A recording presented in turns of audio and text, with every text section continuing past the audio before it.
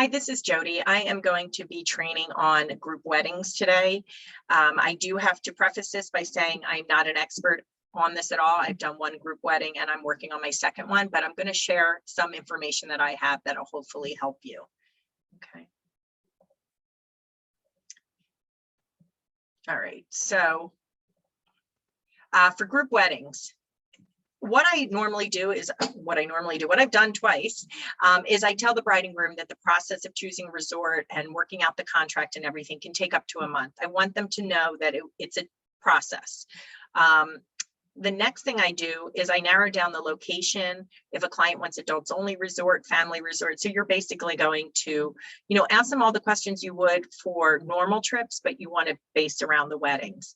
The big thing is if they even want, like the wedding I'm working on in November, they have one 15-year-old that has to be there. So it had to be a family resort. You want to narrow down location, you want to narrow down budget. So what I have done is I've actually gone through VAX and priced out a trip, how much it would cost a wedding guest. So for 2 people, how many nights the bride and groom wanted, type of room, to see if it's even in the budget for their guests. And so that's how I really narrowed down. And I try and pick about 3 resorts that way. So to give them some options. Like I said, you figure out the budget. You're going to figure out the budget not only for the clients, you're going to figure it out for the wedding package. A lot of resorts will offer free weddings. However, a lot of the bride and groom seem to want to pay for a wedding and see what's included for that payment. And you want to, so the clients, the bride and groom, the budget, the wedding package, and also for the guests. Once they narrow it down to a few resorts, I will then go and get the wedding packages for them. So I will get the wedding information. If they want to talk to the wedding coordinator, I will set it up for them. Okay. But the main thing is you need to make sure the wedding date's available. The other question I ask, and this is not on my paper here, is I will ask them also at the resort, how many weddings do they have at the same time or on the same day? Because sometimes they'll have 1 wedding a day, which is fantastic. Sometimes they'll have, the one I'm doing in November, I believe they have 3 a day, but at different times and different venues, not the same venue at all. Okay. So when you are working on a group wedding, you are actually the one who signs the wedding contract. However, and I'll show you the contract in a bit.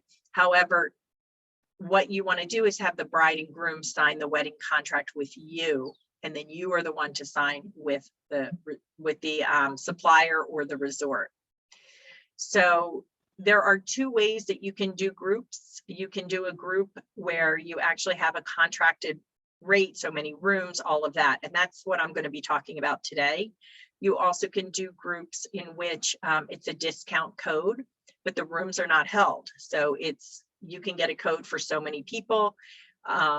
Whoever signs up and wants to join, go on the trip, you use that code and it gets a discount of anywhere $25 to $100, depending on how much they are paying.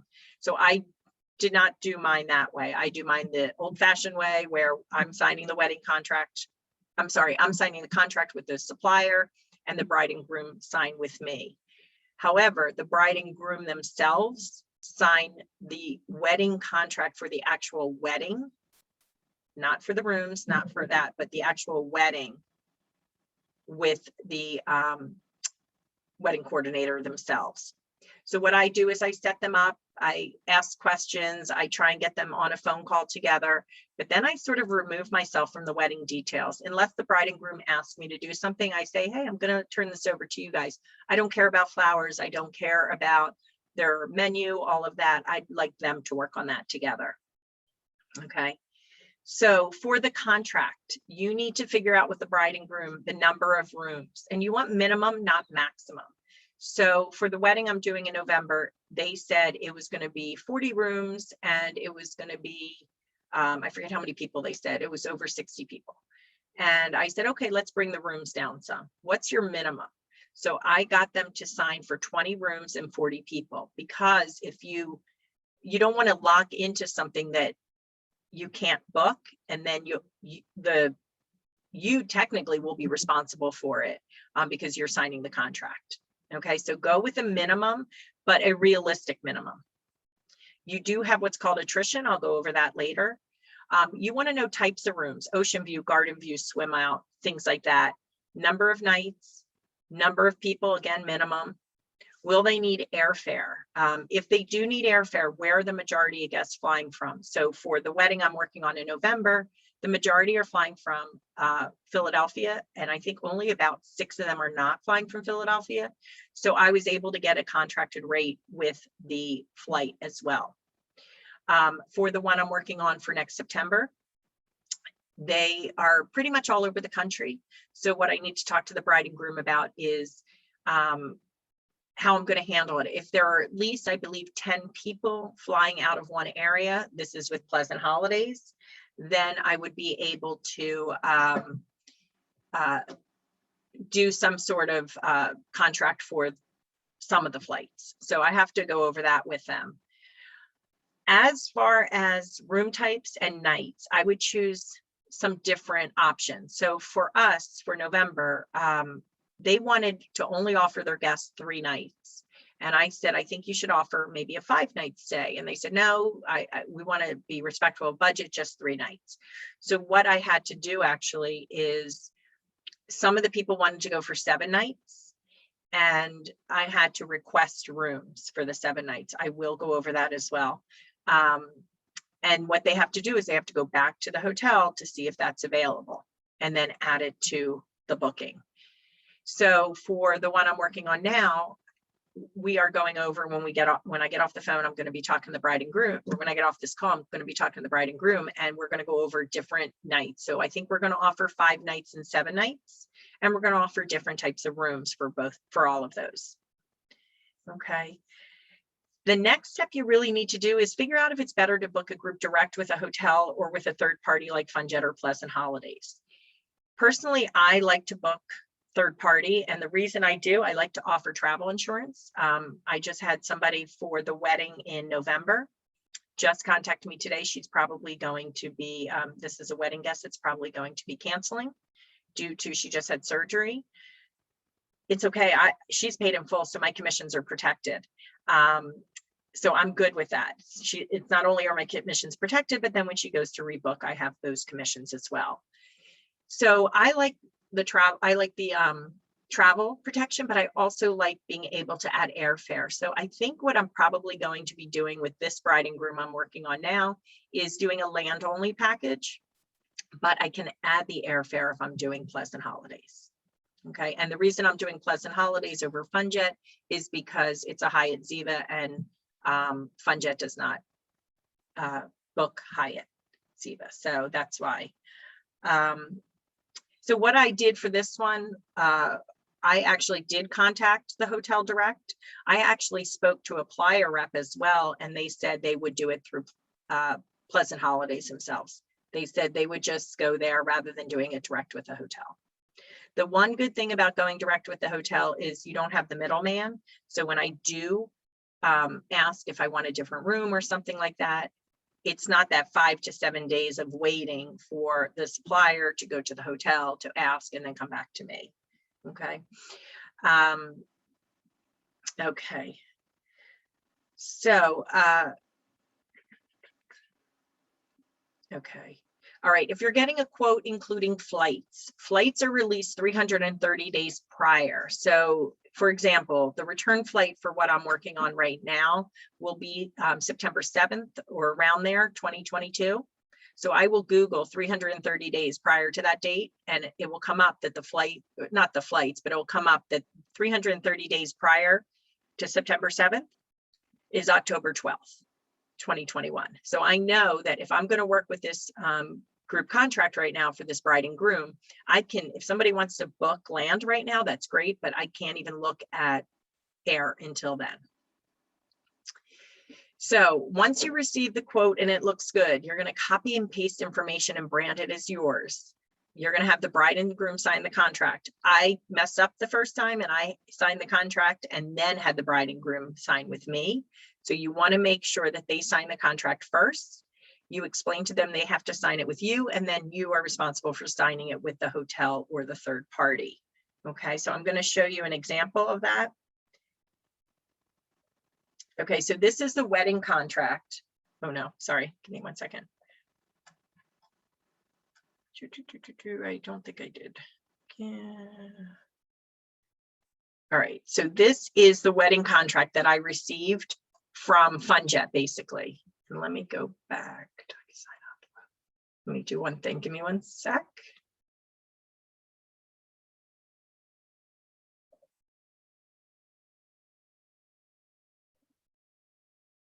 Okay, I guess that is it. All right, so this is what I signed with FundJet, okay? It is long, it is 31 pages, okay? It gives me the room block, the rooms, the nights. It gives me the contracted rates, hotel only. So if somebody wanted to only do hotel, that's how much it would be with the different types of rooms. Okay, it talks about travel protection. This is the flight information that they put aside for us. So this was contracted, and I could give back any of the flights at any time, which was fine.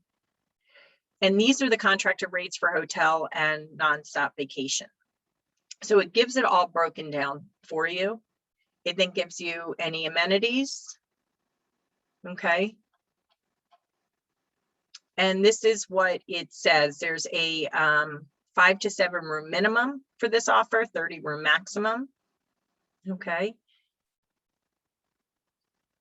Eligible groups, what they will receive. So what I explained to them is they get a semi-private dinner. Now I have to say my clients ended up choosing a different wedding package, which superseded this. But these are things that your clients will receive. Okay. So it gives you all this information, what the season, high season, all of that. I'll show you the important part. Okay. Attrition. This is the important part, okay? And I want to go over this real quick. Okay. I want to see where I put this.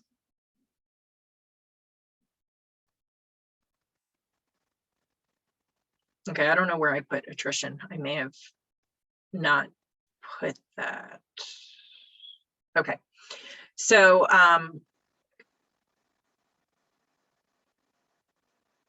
okay, so for attrition, this is the important part. This is where so they had groups up to 39 rooms. So their initial deposit was 500. So the bride and groom had to pay 500. Then they also had to pay $50 per seat held for any airline seat. So their deposit was $2,500. If their rooms went up to 26 to 39, they had to put a second deposit down. Okay. And all groups final payments due 65 days prior to group arrival. So there's attrition for all of these. It's very important that if you are going to book a group wedding, you set up on your calendar all of the dates that are needed. So you know when to give up rooms or something like that. And I will go over that in a bit. Okay. All right. So here it is. Groups up to 25 rooms. 66 days prior to departure, no penalty apply for canceled room nights. So I could have canceled any rooms. Everything's great. 65 to 36 days, up to 20% of the existing room block nights may be canceled without penalty. And I'm canceling one probably on Monday, and it said it's 0 to 35 days. It says full penalty for any cancellations. However, the person has travel insurance, so they are fine. There is no penalty on that. Attrition is the part that really is confusing to me a lot. How many room nights, things like that. So I have contacted FundJet numerous times. You have this elite group that you work with, and I'm like, okay, I need numbers and I need dates and I need it in writing. And so they would tell me, you booked it for 20 rooms, which would be how many room nights. So just say the room nights are 120 room nights total. You are able to give back up to 20% of those room nights. So I'm able to give back 24 nights from those 120 nights without penalty. So that is the really big thing, is the attrition. That's why you don't want to go too high in how many rooms you have. You can always add rooms if there is availability, but you don't want to pay for rooms that you aren't using. Okay. All right, so there's all this. It's a lot of information. I do want to show you, there's something else I want to show you, or maybe that was it. Let me see. It's a lot. Okay, so here I signed this. Okay, so I signed it myself. I did it. Now, what I want to show you, oh, is that it? Is I went and did it on my own logo, my information, and I copied and pasted a lot. Okay, so I put room block 20, 40 passengers, all of that. And then I copied and pasted and put things in here. Okay, so I did all of this. And then I copied and pasted almost all of this down here. So all of this was done. I didn't do everything, but I did most of it, and I had them sign it. So they have signed it with me, that they are responsible. Okay, so I copied and pasted, they signed with me, I've signed with the resort or with FunJet. Okay. So if using FunJet, I'm going to go FunJet route because that's who I've used. They give you a portal to book your clients. So the portal looks like this. So when I go into, let me go into VAX. When I go into VAX, I go to suppliers and FunJet vacations. I go to groups, and they've given me my group ID. So when I retrieve the group, everything's written here, and everybody that you book is here. Okay, so that's all listed here. It shows the gross total, what was paid, and the gross amount due, which there is an issue with that. I just noticed. Oh, Diane. Okay. So what the reason there's an issue is they ended up, and I don't want to show you her personal information, but they ended up, actually, I think I can show you this. I'm going to stop sharing for a second just to make sure that I can. Damn, I can't do that. I can just, let me see. I don't think it has her personal information on here.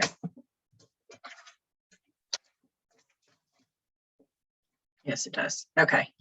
I can't show you that.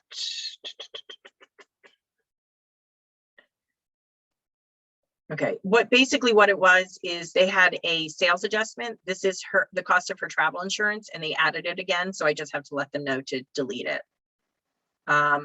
So basically this is the totals, this is what was paid, and this is the gross amount due. The amount due is basically for the bride and groom, and they're not paying right now because I think they will get their room comped. So if they do owe money, which they shouldn't, I will go back to them, but they don't get their comped rooms until much later, closer to the date. Okay, so you have this on your portal, you have your inventory. So this is all the inventory. It shows I have 104 total room nights. I think I was set up for 120, but I could be wrong. So 104 room nights. This is the air. You have to know what day to give the air back. I think it was like, I forget how many days, but it says it on your contract when to release the air. This is all the commissions. And there's a payment transfer. So they put down $2,500. I took some of that money and I paid it towards his son's room and his dad's room. Okay, so you can do a payment transfer. So this is the portal for that. Okay. If you need a different room type or number of days, you need to request it. So there are two ways to request it. You can send an email to your elite team requesting it, or you can actually when you're booking it, it does say on request, and you can click on request and request it that way. They then request it with the hotel. It can take up to a week to hear back. Put it on your calendar, make sure you follow up. You then decide whether you want to swap a room or add a room. So when you are doing this, you can say, add room. I want a 7-night room, add room, because you know you're going to sell all the other rooms. Or if you think you're not going to sell all the other rooms, you want to say, I want to swap a room. So I have a 3-night room for Garden View. I want to swap it for an ocean front. something like that. So you have to really know your numbers and work with that, because that all is based around the attrition. When you do enter these, when I first started entering into the commission tracking form, I thought I entered it as a group, but you don't. You enter it as an individual booking. They are just like you would do a normal FundJet booking. You enter it in your commission tracking form as an individual booking. Make sure you know the resort's loyalty program. So I have AM Resorts Master Agent. I went into AM Rewards. That has nothing to do with Master Agent. I went into AM Rewards and I have all of my nights booked there. I'll show you that real quick.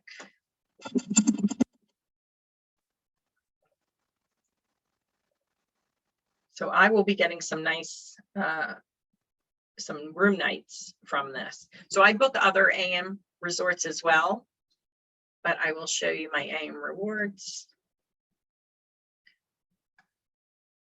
account summary.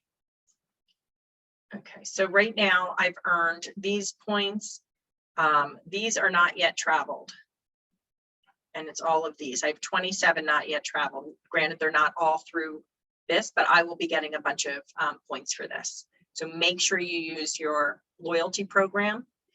For Hyatt that I'm working on, I'll be doing Playa. So I will be entering everything into Agent Cash.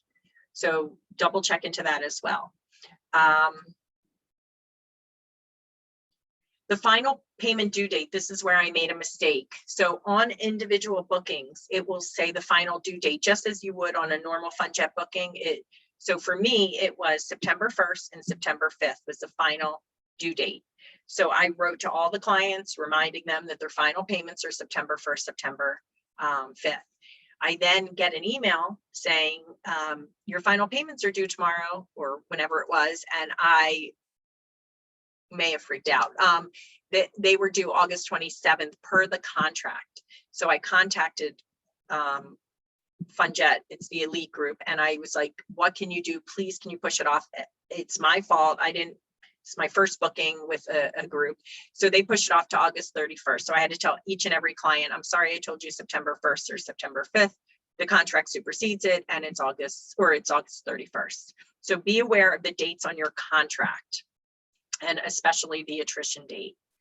Okay, so when I signed the contract, I put all the dates on my calendar. I actually had that date on my calendar, but I thought that the individual bookings were when it was due. When you book for a client, offer them optional tours. Use it as any other booking. I offered optional tours. I gave the link for Viator for them to book it themselves. And actually what I'm working on today is I'm going to see about a private catamaran to offer to my the wedding guests or the wedding couple, to see if they want to offer that to all the wedding guests and then maybe do a private catamaran the day after the wedding. If a client books their own flights, you need to enter their flight info so the transfers will be there for them. So I can't show you right now because I'm not able to enter the flights anymore since it's closed. But what you do is at the bottom of your FundJet booking for the client, it will say enter flight information. So right now you just have land only for them. It says enter flight information. So the way you have to enter it, again, I made a mistake. I thought you entered the departure time of the flight going into Mexico so that they can follow the flight, but no, you entered the arrival time into the location with the airline code. You may need to Google the airline code. So Frontier is F9, JetBlue is B6. I've learned all this by Googling. So for Frontier, I would put F9 and then 90, which is the flight number, and then the time it arrives, so 9:15 a.m. Okay, then you have to put also their departure time. So I would do F991, 12:15 p.m. November 7th. So one was November 4th, one was November 7th. Put it on your calendar to check if the times change, as you will need to update, because that is so they can have their transfers. If you do not update them, then their transfer is not going to be there waiting for them. Okay. I also tell the clients to let me know if they're updated, but I don't rely on the client. So what I've done is I know the group or the people who have booked their own flights.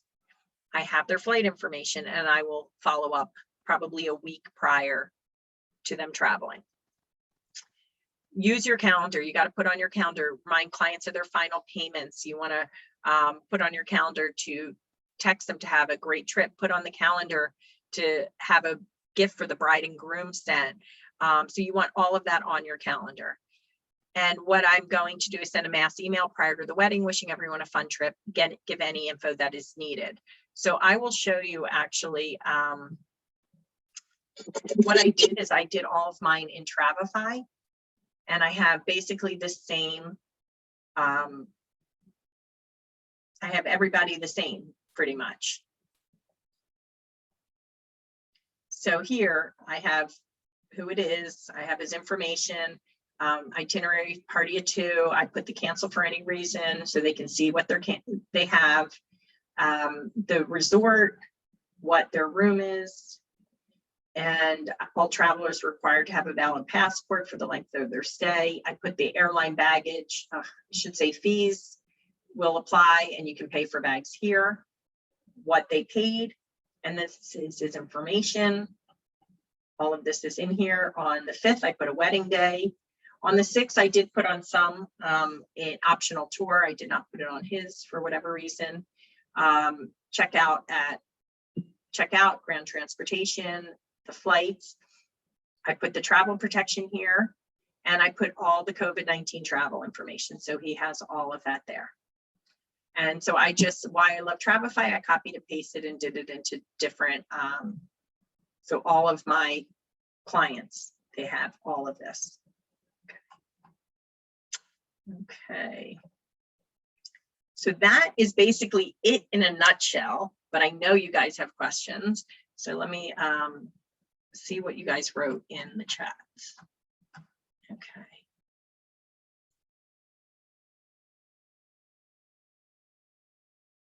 Would I be willing to share the list? Yes.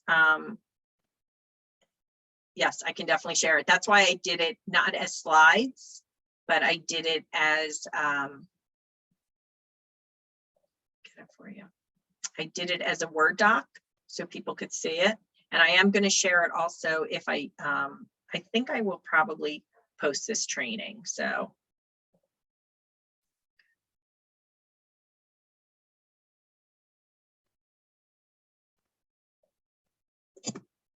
Okay, so I just put that in there.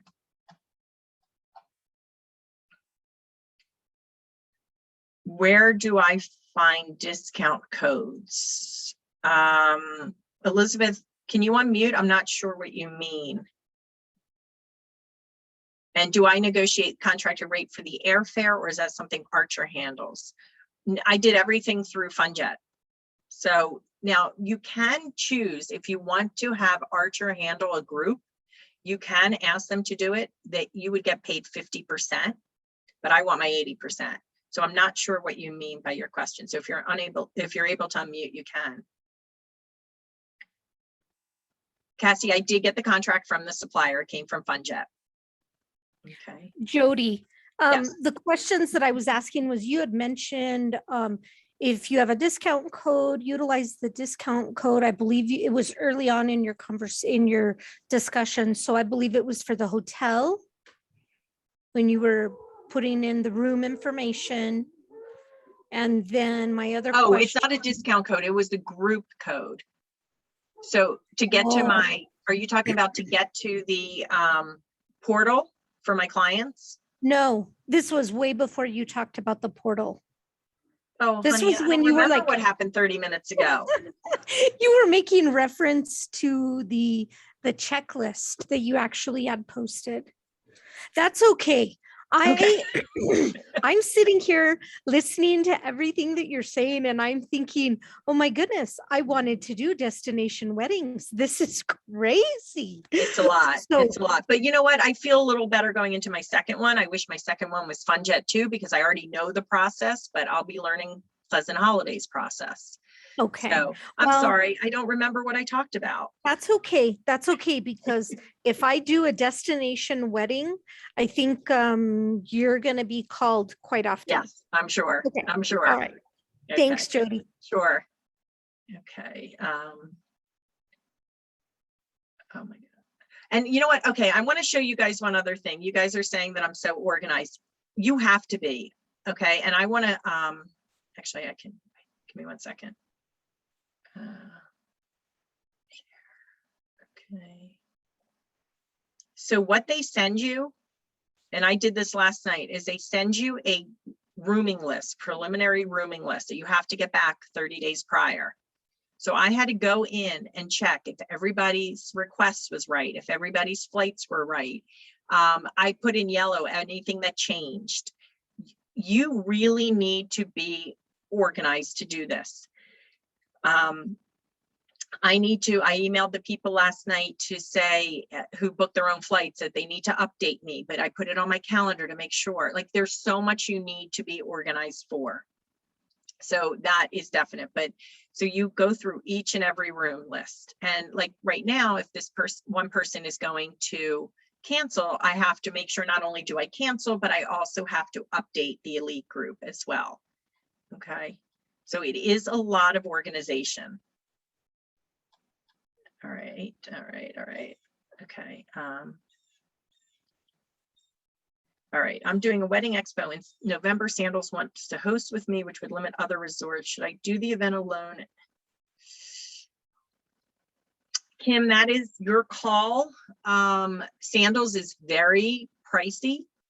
So I think you're limiting yourself. And I have to tell you, I don't want to say, I'll talk to you about it later, but you're limiting yourself, I think. That's my personal opinion, because then, I mean, I know for my group that I just did, first of all, they can't have adult kids there. And they could have beaches if you did a beaches wedding, but my clients would not be able to afford sandals. So I think that's a call on your end. I'm not really sure, but I don't think I would. All right, no fighting over me, no fighting over me. All right. Do I coordinate with their wedding planner? So Maria, I did in the beginning, or Rena, do you go by, I don't know what you go by. It says Rena then. I do coordinate with them in the beginning, and then I sort of put the two of them, my bride and groom, with the wedding planner together so they could work together. However, the groom has reached out to me and the bride has reached out to me on a couple of occasions for me to double check something with them. So I will, but for the most part, I want them to work together. Oh, my checklist is private. Okay, I will check that once I'm done training or once I'm done recording, okay? Why, thank you, Yanni. So iPhone, can you, before I answer you, can you tell me who you are or change your name?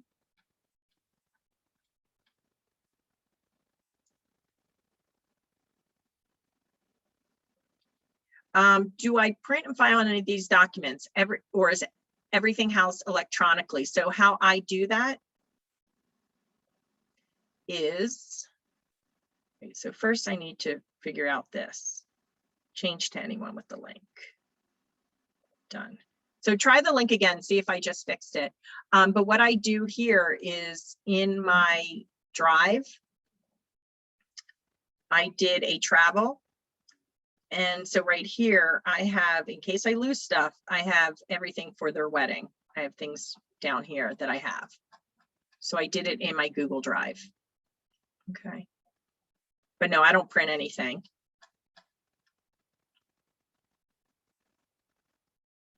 Okay. Do I put in the commission when they pay or wait till end to put in the commission form? And oh, as soon as they book, I enter the commission tracking form and I enter the vendor rewards the minute I book. For doesn't matter whether it's wedding or whatever, the minute I book, because otherwise I forget things.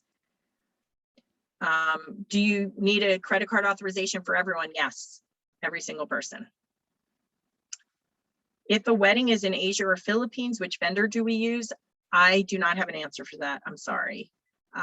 If somebody knows that, please put it in the chat, but I do not.